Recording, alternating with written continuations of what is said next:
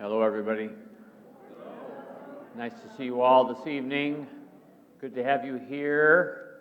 Welcome to those of you who are watching online. Probably 3/4 of our folks participate in this online, and the other quarter are here, so thanks for being here. It's nice to have friendly faces to talk to. Never got used to that in COVID when I was preaching to an empty sanctuary for 8 months. So it's nice to be together. Grateful for another good meal. For those of you who enjoyed the dinner, would you give Kathy a round of applause? Very nice. And thanks to Ann Owens for playing the piano for us. Yes, yay. Sing some Christmas carols, you can't go wrong with that on Christmas during the Advent season and the Christmas season. Okay, well, we have a lot to cover tonight, so buckle your seatbelts, and we will do the best we can to lean into some really, really hard teaching of Jesus. And what do you do with the hard teachings of Jesus? And we'll spend some time talking about what do we do with the hard teachings of Jesus, the ones that kind of hit home, and a large part of our own spiritual journeys has a lot to do with how we encounter God's Word. How do we respond to teaching that feels counter sometimes to the way we think life is supposed to be? So, like I said, buckle your seatbelts. So, let's pray. Thank you, O God, for this day. We're grateful for the beauty of the day and for the ways by which we were able to encounter you and your people, to experience the presence of your Holy Spirit, and to perhaps live out our lives in response to your grace that we know in the one born in Bethlehem. We pray that you will give us open minds, hearts to your word this night, and that we may allow it to do what it needs to do in us and for us. For we ask it in Christ's name. Amen. So as we move into the middle part of chapter 9 of Mark, you may want to recall that where we have been over the last week or two, we have been in that period of time where Jesus has gotten to the point where he is now turning his face toward Jerusalem.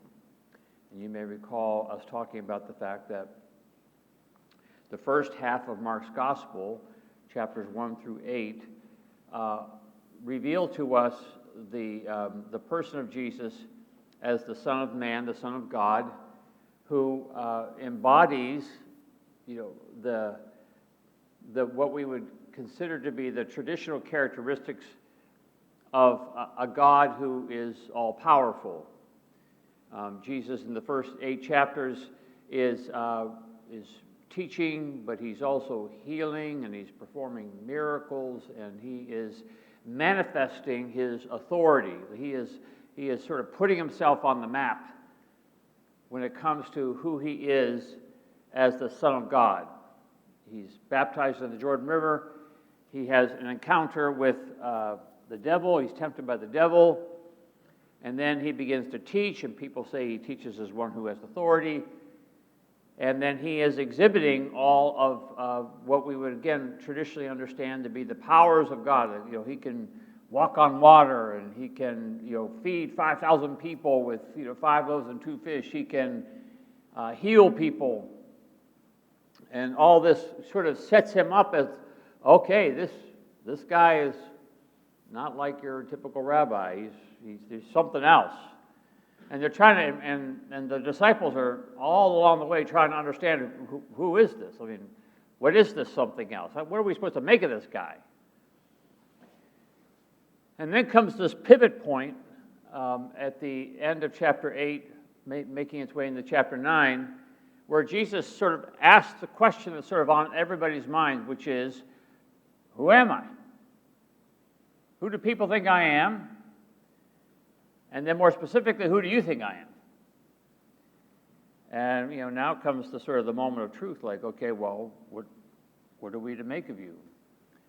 And it's at that point where they venture some guesses. You'll recall, well, maybe you are a prophet who's returned, or maybe you are Elijah that's come back, or maybe you're John the Baptist who has been somehow raised from the dead, because you are something else.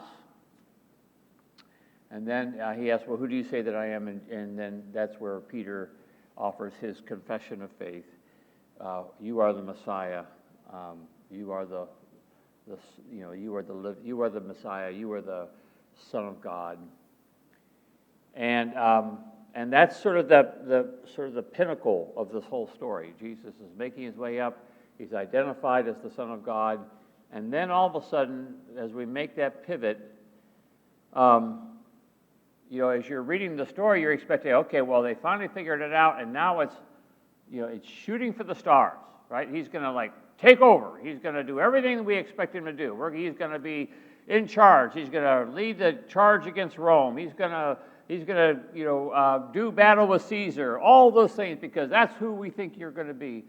And that just at that point, where they identify him as Peter identifies him as the Messiah, and literally Jesus goes to the top of a mountain with 3 of the disciples, where they encounter Jesus with Moses and Elijah. They see him in this communion of prophets. And again, they're sort of at the top of the mountain, and then all of a sudden, you remember last week we talked about, now it's time to go down the mountain. So physically, he's going down a mountain, but in a very real sense, he's also going down the mountain on his way to revealing a very different understanding of what is a Messiah. You think a Messiah is the guy who's in control, the guy who can pull the levers, the guy who can, make things happen. Yes, that is what a Messiah can do. But the second half of the story is what the Messiah will do. And the second half of the story is this ongoing revelation and surprise for those who are watching closely, beginning with Peter's confession of faith, and then as soon as Peter confesses that Jesus is the Messiah, Jesus says, "Oh, and by the way, this is what the Messiah is going to do. We are heading to Jerusalem, where we will be put into the hands of the authorities, where we will be tried and convicted, where I will suffer and die, and then on the third day I'll be raised again." And Peter says, nope, not who we signed up for. This is the unexpected Jesus. Calm down, unexpected Jesus. Not on our agenda. And so now comes this second half of the story, where the disciples have to live in the tension of this Messiah who is not who they expect him to be. And furthermore, not only that, is he undergoing his own sort of self-emptying, self-sacrifice, humbling himself, putting himself in the hands of the authorities. Not only is he doing that, but he's also asking those who follow him to do the same thing, and to submit themselves to a very different understanding of what does it mean to be a faithful disciple. What does it mean to be faithful to God? Because the people he ends up talking to, they've already got it figured out. What does it mean to be faithful to God? And now here's this Jesus, this unexpected Jesus, who is making his way to Jerusalem, who's about ready to teach them all these things they're not ready for. And it comes as a surprise after surprise after surprise. So that's the background, and it's important to keep that in our minds, that context, so that we can, because I think it informs so much of what we're going to encounter at the end of chapter 9 and then through a good portion of chapter 10 in Mark. Knowing that we're making that turn, and now all of a sudden it's, oh, okay, we're not in Kansas anymore. Okay? So beginning at the 30th verse, for those of you who brought your Bibles, in chapter 9, after Jesus has come down the mountain, remember he's encountered the Father and Son. The Son is, either has seizures or he's demon-possessed or whatever, and the disciples don't know what to do with him, and Jesus heals him in response to the Father who says, I believe, but help thou my unbelief. Like, I don't quite understand all this. I don't really quite even know whether you've got the ability to do this, but Jesus nevertheless heals him. He's come down the mountain. And then in verse 30, he says, Then they went on from there, and they passed through Galilee, and Jesus did not want anyone to know it, for he was teaching his disciples, saying to them, The Son of Man is to be betrayed into human hands, and they will kill him, and 3 days after being killed, he will rise again. But they did not understand what he was saying. So this is the second time, the second of 3 times, where Jesus kind of gives this little synopsis of what is upcoming. Again, they're thinking Messiah, shoot for the stars, head to the throne, be in control of the world. If we elect you, all of our problems will be solved. And now Jesus is saying, oh, and by the way, this is how it all works out. I suffer and die as a result of being the Messiah that I've been called to be. And again, the disciples don't quite get it. They say, in verse 32, they did not understand what he was saying. Like, what? No. It'd be like a coach of a team, gathering the team up after they have spent, the first, couple of months practicing, getting ready for the season, and the coach saying, oh, and by the way, when we get out on the court, we're going to lose. We're going to lose. We're just going to keep losing. They're going to take advantage of us. And you say, whoa. No, that's not why we're playing. We're playing because we want to be on top. We want to be we want to be number one. We want to be the Michigan Wolverines. And and the coach says, no, we're going about something different. And the result of it is they'll probably keep losing. That just doesn't make any sense. So this is the disciples, right? They're listening to this, and it's just not making any sense. So they went to Capernaum, this is verse 33, and when he was in the house, he asked them, what were you arguing about on the way? Oh, before I wrote this up here, and I always forget the things I write up on the board. When Jesus says, the Son of Man is to be betrayed into human hands, there's an interesting wordplay that goes on in that verse 31. The Son of Man is to be betrayed into human hands. The Greek words for Son of Man is anthropou, and the hands of man is anthropon. Now, we can imagine that when Mark's writing this gospel, he's conscious of this wordplay. The Son of Man, anthropou, is going to be delivered into the hands of man, anthropon. And we can wonder about what that wordplay is all about. My interpretation of that is that what Mark is trying to get us to think about is, you want to know what the Son of Man does? He puts himself into the hands of men. And isn't that what we celebrate at Christmas? We sing all of our carols, and it's a beautiful story, whatever, but the bottom line is, the Son of Man is putting himself into our hands. This little baby is being put into the hands of poor little Mary and Joseph. He's being laid into a manger. He is at the mercy of Herod. He is being literally put into the hands of men and women. And, we I don't know if you're like me, but I like, oh, it's such a sweet little story. The baby is being born. It gets laid in a little manger of straw. And it's true. I mean, it's a very sweet story, away in a manger, It's a sweet story, but the reality of it is that God is choosing to put God's self into the hands of us.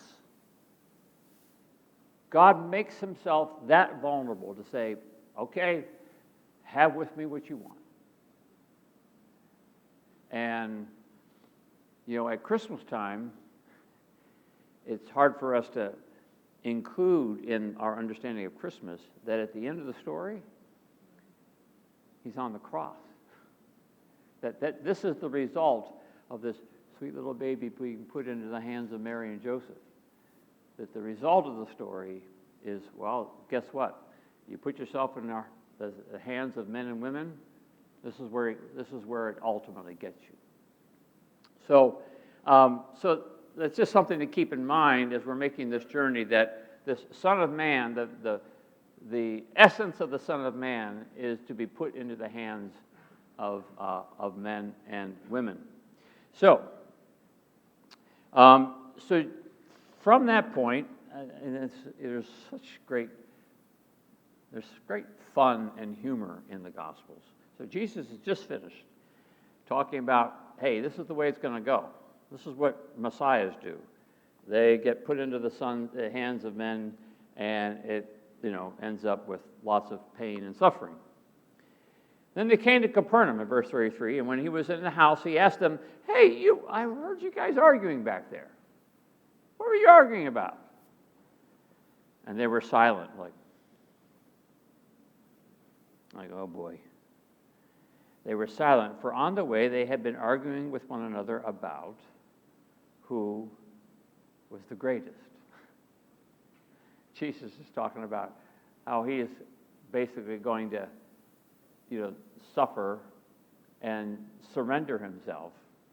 And the disciples are like, okay, who's number one? Who's the top disciple? It's this great juxtaposition, right? And again, the confusion over what does it really mean to be great? Right? What does it really mean? Am I Jesus' favorite? Does Jesus like me better? And you can understand a little bit of what that argument was about, because Jesus had identified 3 of his disciples and took them up to the top of the mountain. You can understand why there's an argument. It's like, yeah, who died made you king. What makes you so special? You get to go with Jesus to the top of the mountain. Jesus saying, you're missing the whole point. So he sat down, called the 12, and said to them, whoever wants to be first must be last of all and servant of all. And then he took a little child, put it among them, and taking it into his arms, he said to them, whoever welcomes one such child in my name welcomes me, and whoever welcomes me welcomes not me, but the one who sent me. In other words, the calling to which you are being called is a calling of servanthood. It's a calling of having in mind the least of these, the smallest of all. That's where it all starts. This is what it looks like to follow the Messiah. Our world is full with all these debates about who's the greatest, right? Who has the most power? Who won the election? Who this? Who that? Who's in charge? And there's this whole other story going on from Jesus that says that's not what it's about. The kingdom of God is about something entirely different. So, continuing on in verse 38, John said, let me make sure I got here. John said to him, Teacher, we saw someone casting out demons in your name, and we tried to stop him because he wasn't following us. But Jesus said, "No, don't stop him, for no one who does a deed of power in my name will be able soon afterward to speak evil of me. Whoever is not against us is for us. For truly I tell you, whoever gives you a cup of water to drink because you bear the name of Christ will by no means lose the reward." So evidently, the disciples who are worried about who's the greatest are also worried about the fact that they, as the 12, are the special ones. You know, this happened back in second grade, right? The little group, you know, the little group of boys or girls, like, you know, we're you know. Remember my daughter coming home from second grade, you know, and she announced to us that she was a part of a group, you know, and they were not that group, and they were the special group, and they didn't talk to the other group. Well, the disciples, like, hey, we're the 12. I mean, and whoa, what do you mean you're casting out demons in Jesus' name? Whoa, no. Only our group gets to do that. Jesus says, it's okay. They're doing what I would want to have done. It's fine for them to be doing it in my name. It's not about whether you're in or out. It's the other message that Jesus keeps teaching over and over again. It's not about a matter of in and out. It's a matter of all. It's a matter of inclusivity. How do we bring everybody together into the circle? So chill. It's a Greek word that, you know, gets translated as chill.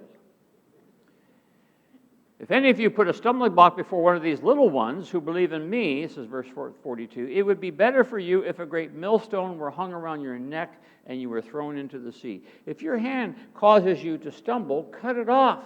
It's better for you to enter life maimed than to have two hands and to go to hell, to the unquenchable fire. And if your foot causes you to stumble, cut it off. It's better for you to enter life lame than to have 2 feet and to be thrown into hell. And if your eye causes you to stumble, tear it out. It's better for you to enter the kingdom of God with one eye than to have 2 eyes and to be thrown into hell, where their worm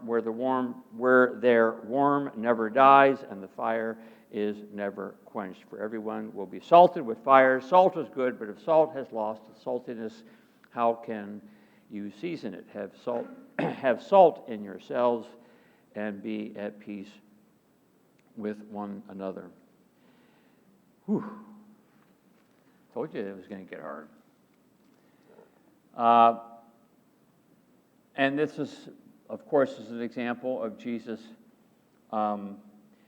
teaching in superlatives, teaching metaphorically. We don't take these verses literally, though, you know, every once in a while somebody comes up to me and wants to know, what does this mean? And what does it mean for me, you know, what does it mean if my hand causes me to stumble or my eye causes me to stumble, whatever. And the challenge that we're going to continue to look at as we are going through these verses, the challenge with Jesus' teaching is, how can you keep yourself in the dynamic center of taking Jesus' teaching to one extreme or the other? And what I mean by that is to take these verses as a point, as a case in point. Jesus says, well, if your hand causes you to stumble, cut it off, and if your eye causes you to stumble, tear it out. And you get to the point where you say, well, he doesn't really mean that. And you'd be right. He doesn't really mean that. And the temptation is to go all the way over to the other extreme, which is to say, he really means nothing by it. Like, well, that's just a superlative metaphor, and he doesn't really mean that, but I'm not really going to take any time to think about what does he really mean. What does it really mean for me, for my hand to cause me to stumble? What does it mean for me, for my foot to cause me to stumble? What does it mean for me, to my eye to cause me to stumble? What does it mean for me to cause anybody to stumble? And will I allow myself to be in that dynamic center between those two extremes to sort of say, well, what does this mean for me? How do I handle this? What is this teaching supposed to mean for me? And the thing about it is, this is what's so wonderful, I think, about the spiritual life, the spiritual journey, is that, as Paul says, we work out our salvation with fear and trembling. Well, the dynamic center is the fear and trembling part, which is to say, well, I've got to take this seriously. Jesus doesn't just say this to, for me to say, he doesn't really mean that. Jesus is saying it for a reason. Now, I got to struggle with that. What does it mean for me to take this seriously? And I don't have that answer for you. I mean, I'd like to give you the answer. Come to my office, I'll tell you the answer. No. Because I think what Jesus wants to do with us is what he wants to do with the disciples, which is, you guys have to figure this out. But please, this is the hard part. This is me putting words into Jesus' mouth. But please, do not belittle what I'm saying. If I really am Messiah, if you're going to be like Peter and say, you are the Messiah, then do not belittle what I'm saying. Take it seriously. And that becomes then our own sort of journey to the cross. Remember, Jesus says, anyone who follows me must take up his cross. Well, in a very real sense, taking the teaching of Jesus seriously is, in a sense, our own taking up our cross and seeking to find a way by which we open ourselves up to Jesus shaping our lives. Because that's really what Jesus is trying to do with the disciples, right? He's trying to shape their lives. He's trying to make them into something. That's what disciple means, right? To be formed by another. So, you come across a set of verses like that. What we're tempted to do is to kind of rush past them and on to the next thing. Yeah, fine. Whatever. Whatever. All right, whatever. That's W-E. Whatever.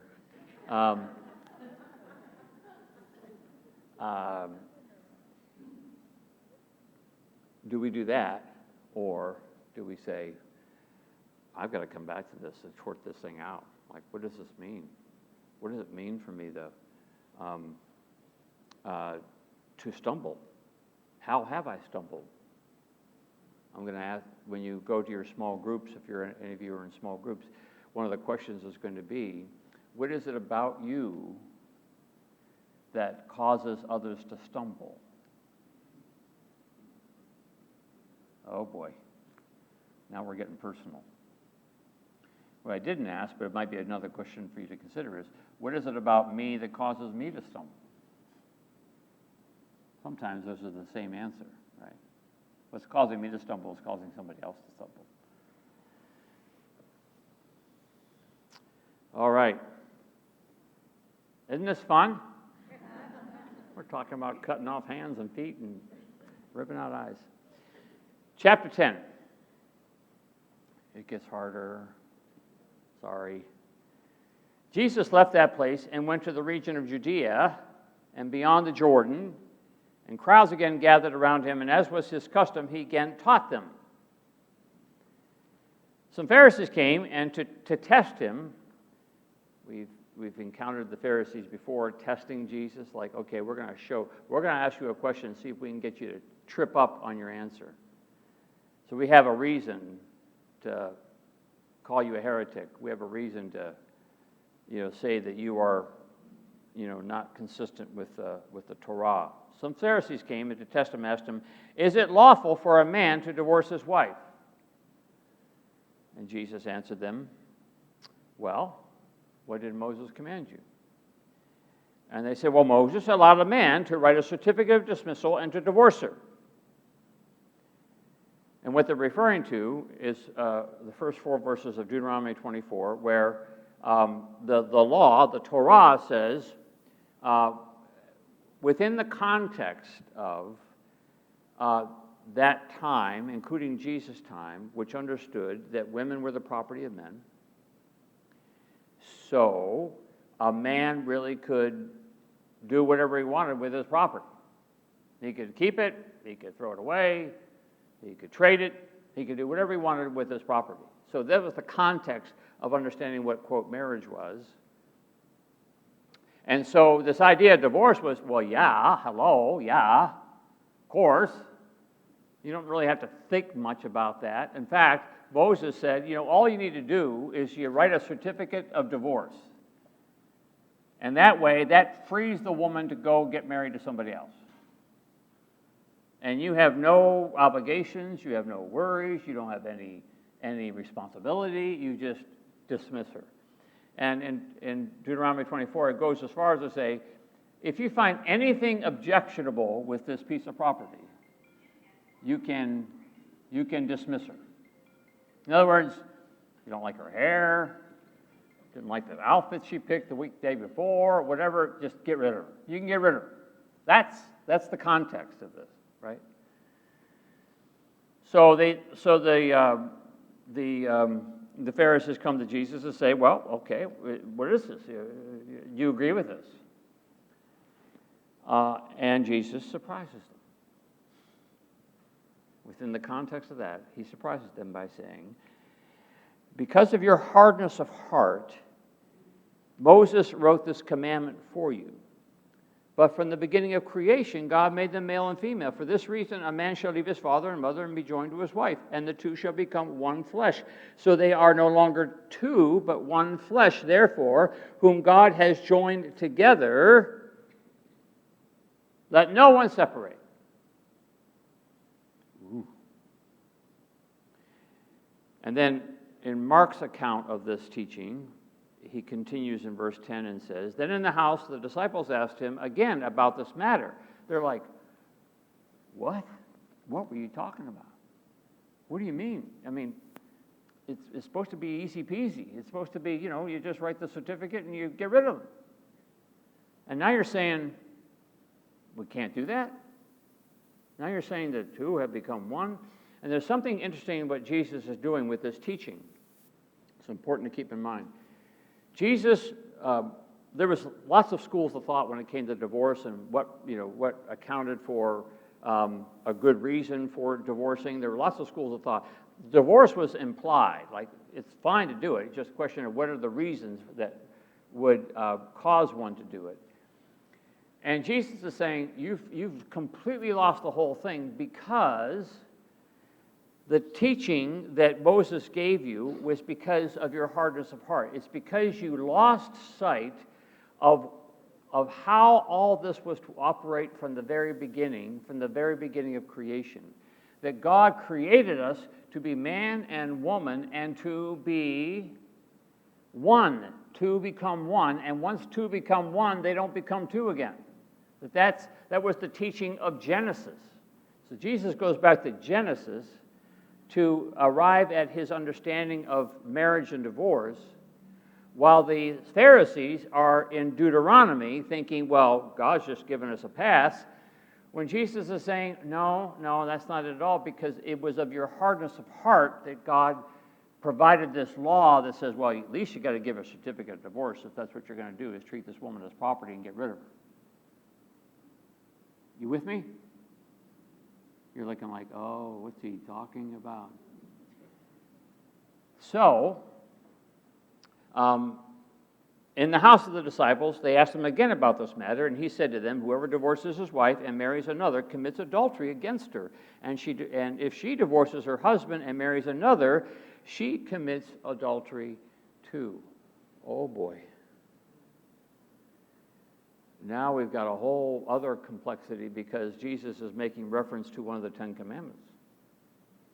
It says if you divorce your spouse, you are committing adultery, and you are causing them to commit adultery if they remarry.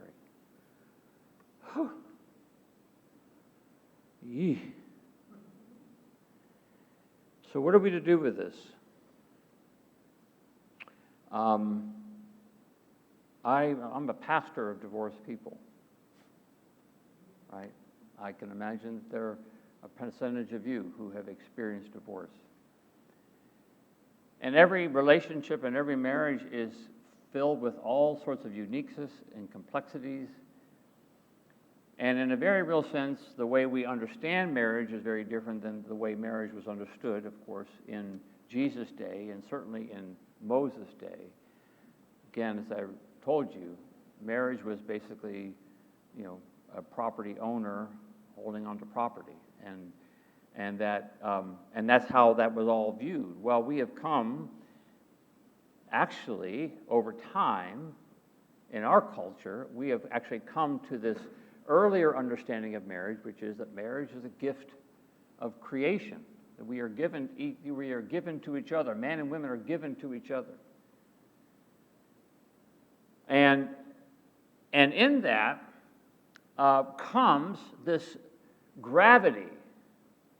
And we're going to talk about gravity in several instances here. But there's a gravity to marriage that Jesus is trying to invite us to consider.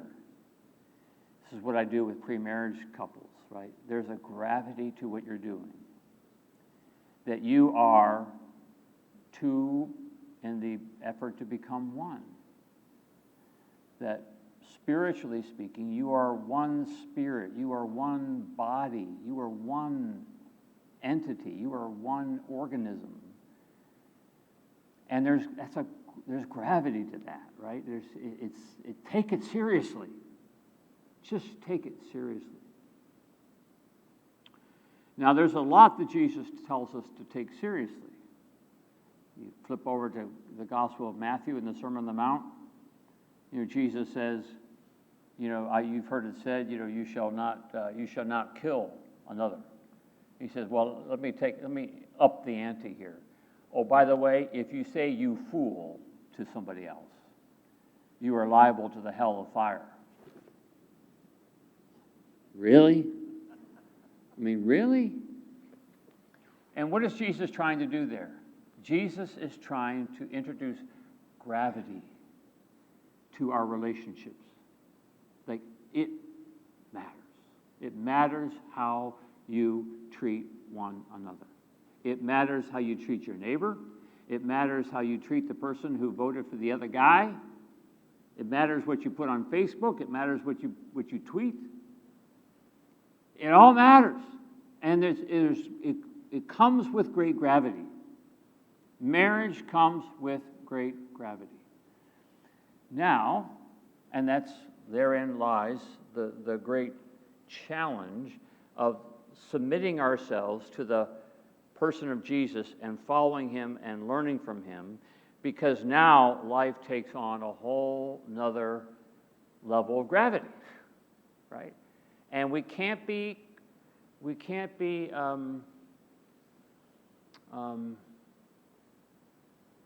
what's the word I want?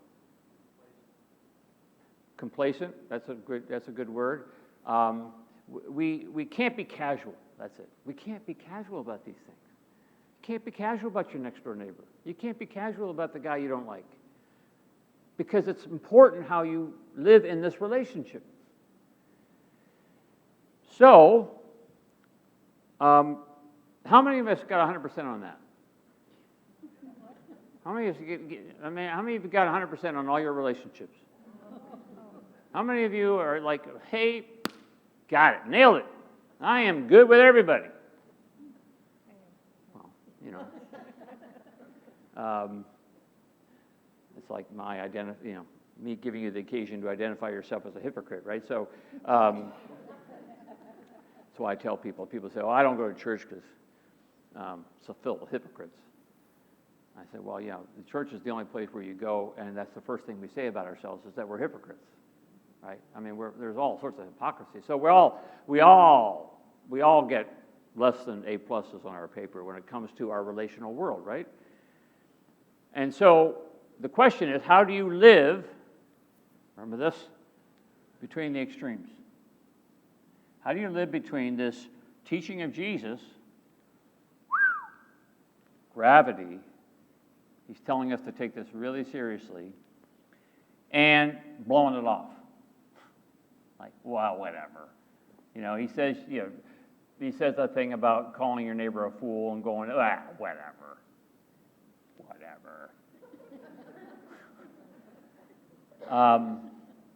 Jesus says, no. You can't do that. Now, does it mean that only those who are perfect, are the ones that, get into heaven or whatever? No. But the spiritual life is living in the tension of who we would want to be and who we are, right? So,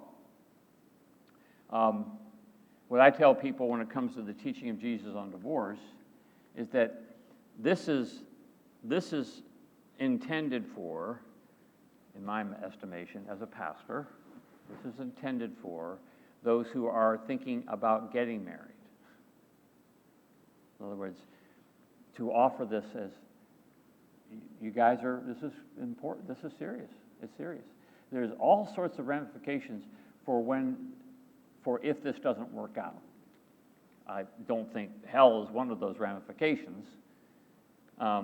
Why? Because we're all human, right? We're human and we get it right sometimes and we don't get it right. We make bad choices, we make good choices. We get lucky sometimes and find a life partner for life.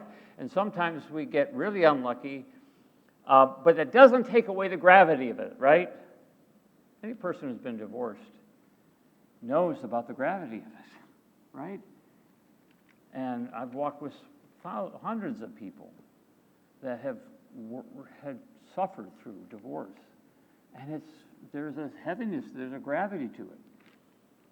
And it doesn't mean that God loves them less, or whatever it is. It's not the point. The point is that we're still called to take seriously this invitation that God has given for us to be in relationship with one another and to make promises and covenants. So we live in that tension. And I think that's what Jesus is pointing us to in this teaching is that it matters. It matters.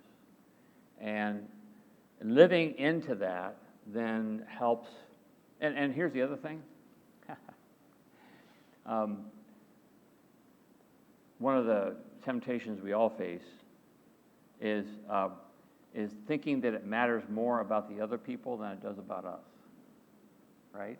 Like, well, did you hear? Oh. And because why? We want to take the gravity that is really intended for us and put it on somebody else, right? Like, well, did you hear? Leave them alone. Deal with it yourself.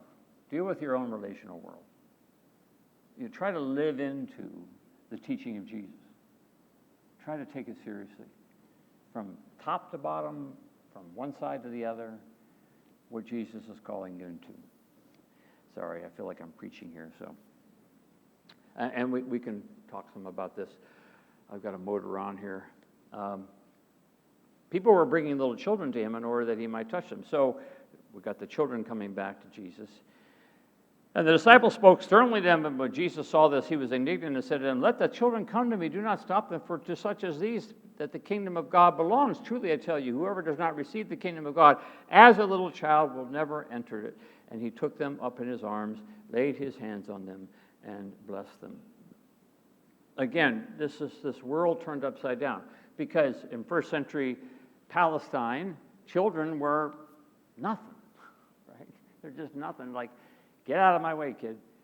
In families even.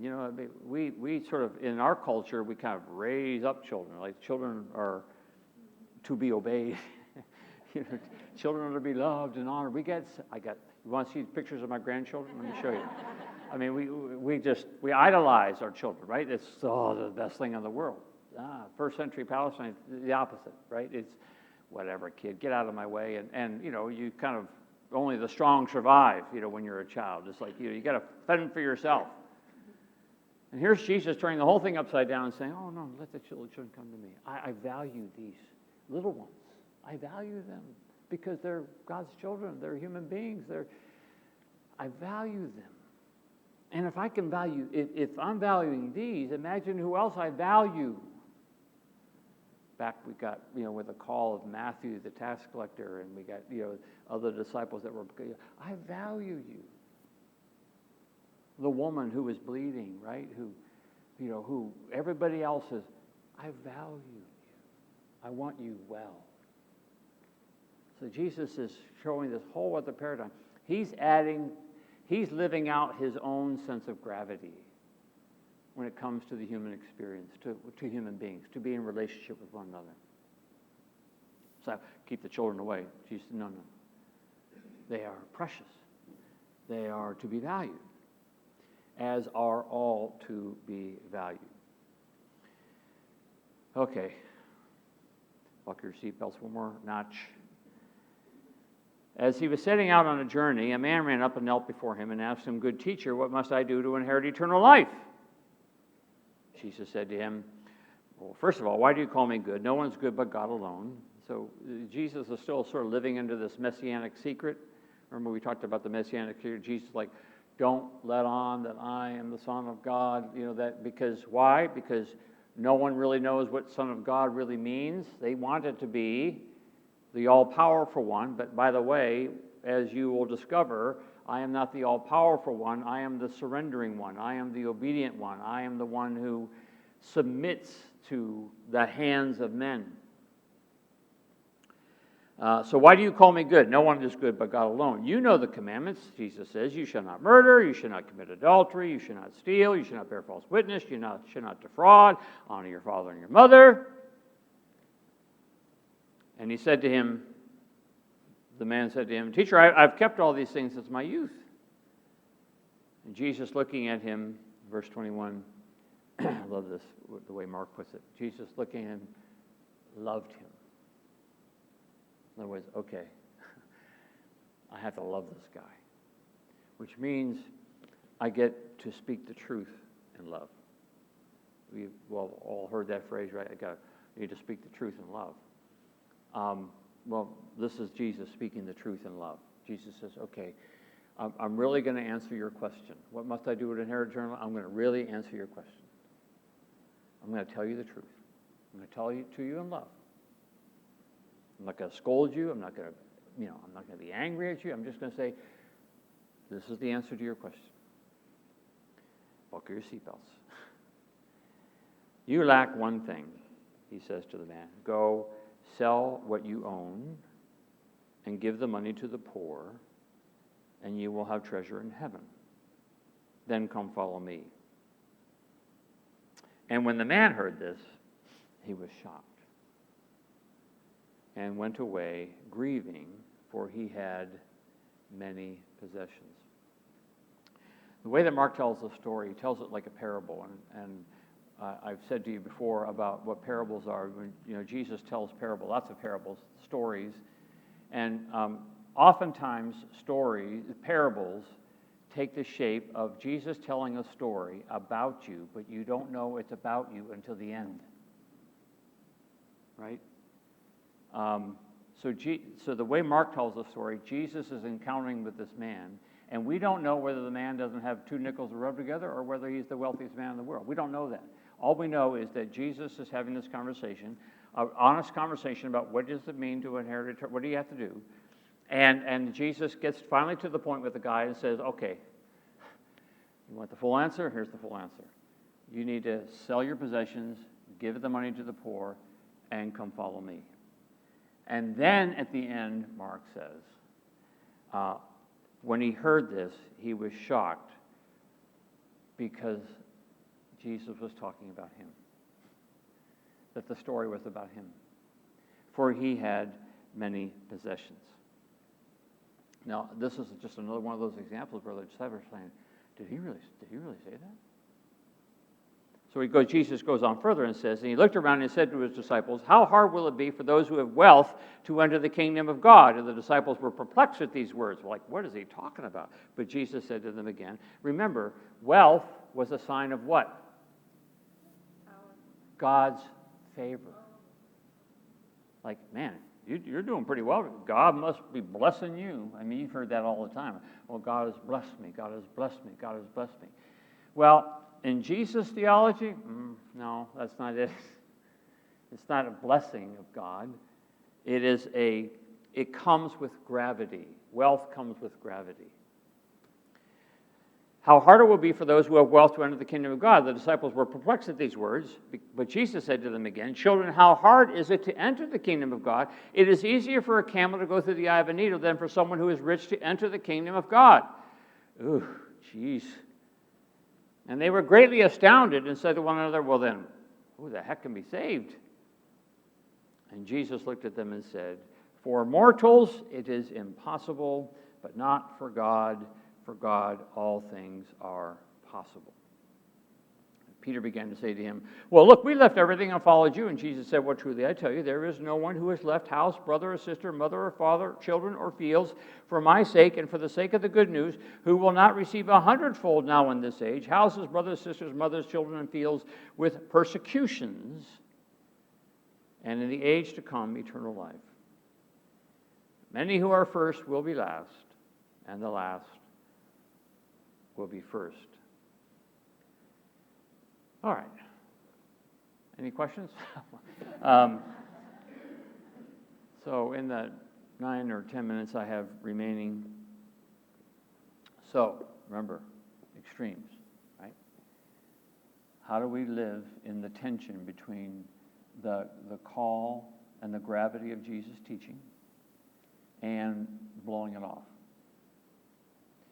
So, as tradition has sought to interpret this teaching on wealth, there have been all sorts of attempts to try to figure out how this story isn't about me. Right? I mean, this is one of those examples like, well, I got to figure out a way to get this thing not to be talking about me. The first way is to try to define what wealth is.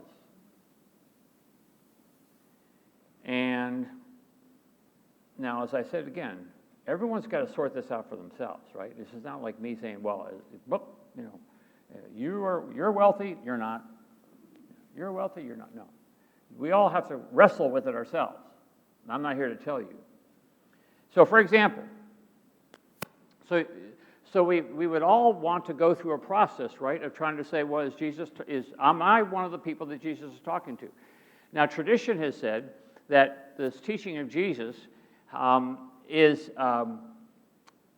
be interpreted in all sorts of ways. First of all, that when Jesus talks about how it's easier for the camel to go through the eye of a needle than for a rich man to get in heaven, there was a tradition that said, well, what that needle, that eye of the needle was the gate that went into Jerusalem, and the camels, all they had to do was kind of kneel down and then go through the gate, and so really, there's really not a problem.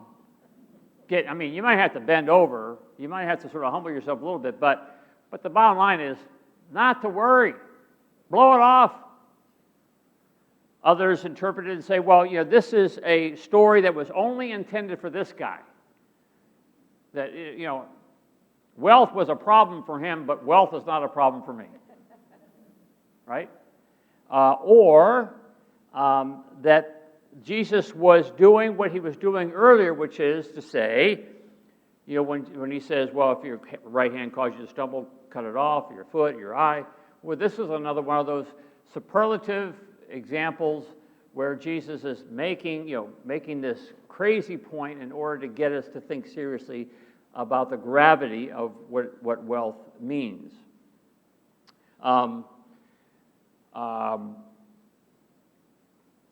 Others thought that maybe this was an effort to create a two-class system of discipleship. Like, well, there are those that, there are those that go to the monasteries and, do a vow of poverty and go off, and that's them. But then there's this other group of us that, kind of get to do it the way we want to do it. So, what would one want to do with a teaching like this? Well, as I said, maybe the first question to ask is, am I wealthy? Now, there's all sorts of ways to answer that question, and I'm not here to tell you how to answer that question.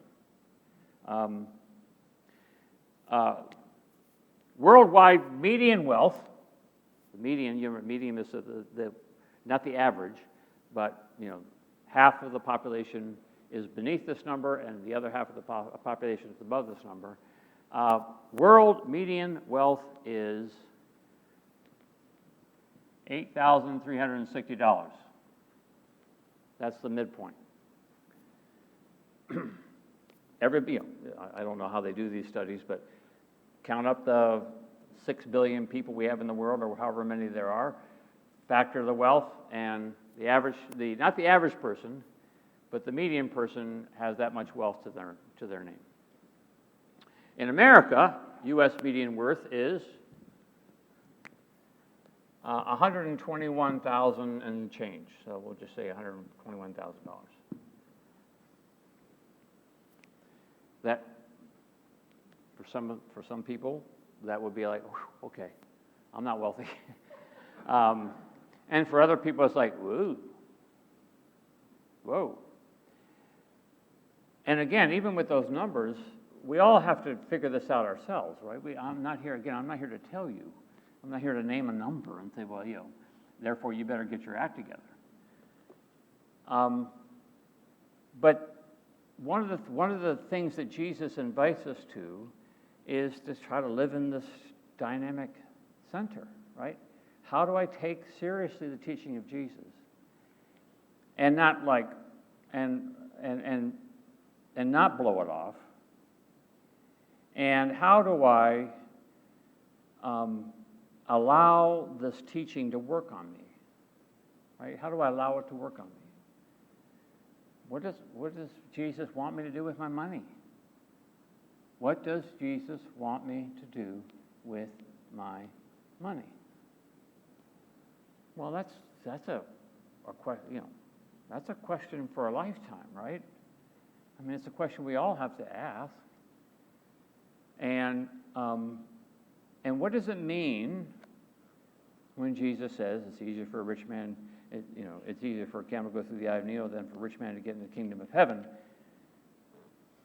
Well, what does that mean about the perils of my wealth? Because, as I understand it, and others will have a different interpretation of this, as I understand it, this is not a question of who gets into heaven. This is not a question of who gets into heaven and who doesn't get in heaven. This is a question of discovering the abundance of the kingdom of God, right? For example, I've heard a lot more people in this world express the joy of giving, much more than I've heard people express the joy of keeping, right? What does that mean? Is that an example of what Jesus is teaching us about? It's harder for a person to get into the kingdom of God. I think the kingdom of God is another way of Jesus saying the joy of living in the way that God has always intended us to live.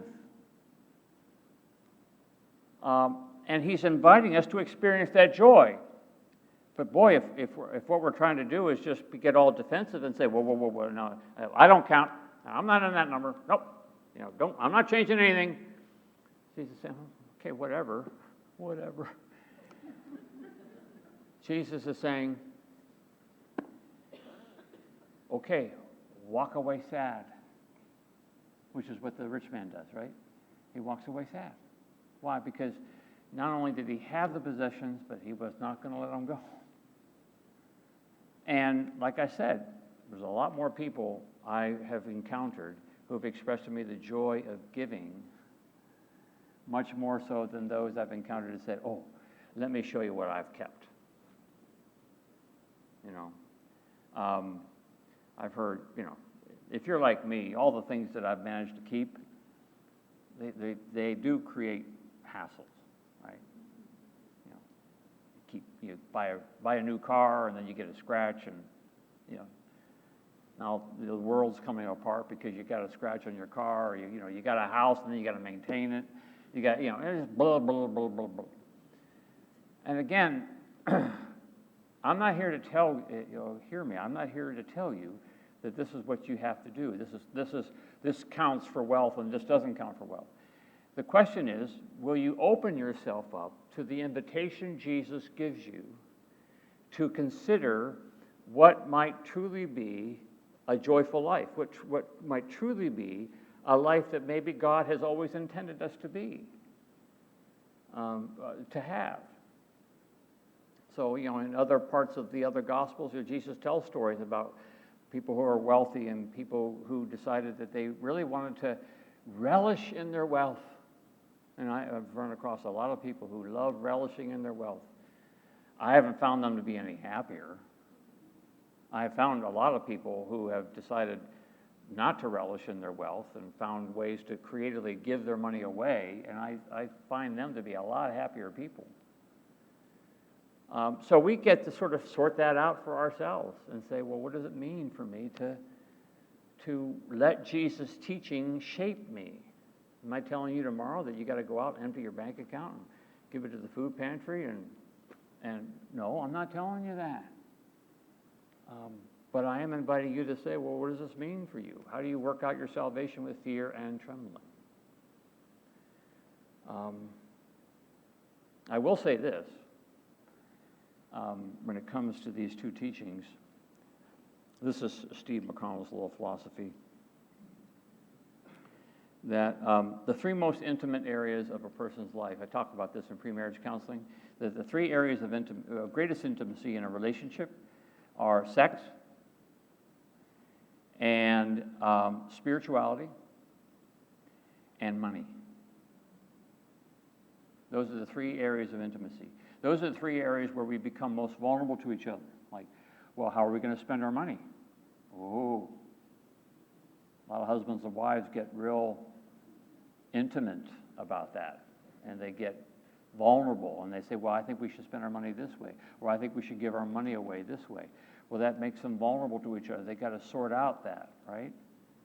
And the same thing with spirituality. Like, what do I believe? What's my values? What do I think is most important? And as well, sexuality. How do we make ourselves intimate? How do we make ourselves vulnerable to each other? How do we, take the risk of being bonded to each other? Well, in a very real sense, all that's baked into these two stories about divorce and about money. And it's really a question of intimacy when it comes to how we take that journey with another person. And it has a lot to do with gravity.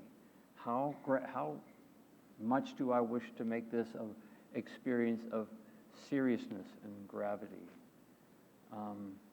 as opposed to whatever, right?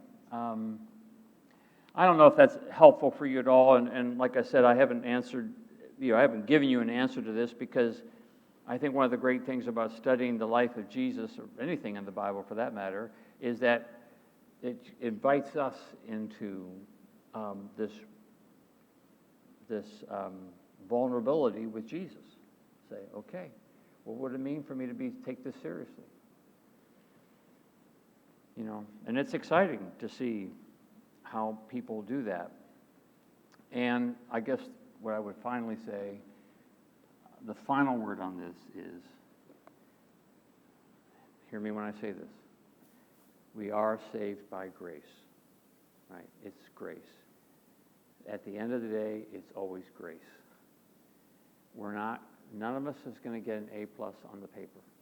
None of us is going to figure this thing out completely. And we're always going to be living in this tension of wanting to experience the joy, and yet at the same time dealing with our insecurities, right? And sometimes we don't get it right. Sometimes our relationships fail. Sometimes we get divorced. Sometimes, we hold on to our money like miser. I mean, we're all across the spectrum. But we're saved, and this is when the disciples ask, well, who then will be saved? Jesus says, well, with mortals, you don't have the capacity to save yourself. Why? Because we're always living in this tension. None of us is going to get an A+ on the paper. But then Jesus says, with God, all things are possible, right? Now, that's one more example. Sorry, you thought I was wrapping up, right? This is the real wrap-up. With God, all things are possible. So then that provides us the opportunity to say, how do I live in that tension? With me, it's impossible. With God, it's possible. Some would want to go to that extreme and say, well, God's got it taken care of. I can go ahead and just do whatever I want, right? Well, with God, all things are possible. So I can spend my money the way I want to spend it. I can hold on to whatever I want to. Okay, fine, but that's really not the point. The point is, are you going to take seriously the teaching and struggle with it? Talk to your spouse and say, what do you think we should do with our money? Maybe we should give more of it away. Maybe we've given enough of it away. I don't know. You got to figure that out. But living in that tension between grace, God's not going to hold us to whether we get a B- or a C+ or a D-. That's not the point. The point is he's inviting us into this new life where we get to take these things seriously. And with that comes some joy along the way. When we say, ooh, golly, I did this and wow, this makes me feel good. And so, sorry to keep you on beyond the hour, but you've been very patient. And maybe when we get together next time, some of this will have generated questions in your mind, or maybe in fact we get conversations going with inside your home or elsewhere that prompt questions. Maybe in your small groups you'll get questions prompted. I think what we will do next time is we'll start out with some questions and say, whoa, what do you think about, I don't understand about. I think that would be good to start that way, and then we'll continue on through what else we have left before we go for our break. All right, Mengi? All right, good. Oh, commercial from Mengi. Cookies. If you feel called to bake Christmas cookies or buy Christmas cookies for Sunday the 18th, we have about 50 dozen, so I think it would be good to have more. It's just an invitation.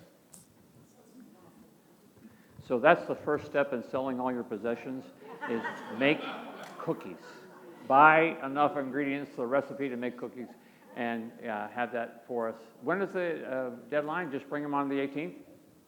No, actually, I do want to count and make sure we have enough to feed like 500, 600 people.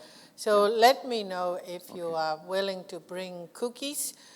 Just go to dollar store and buy the Christmassy nice plates, so I don't have to worry about returning it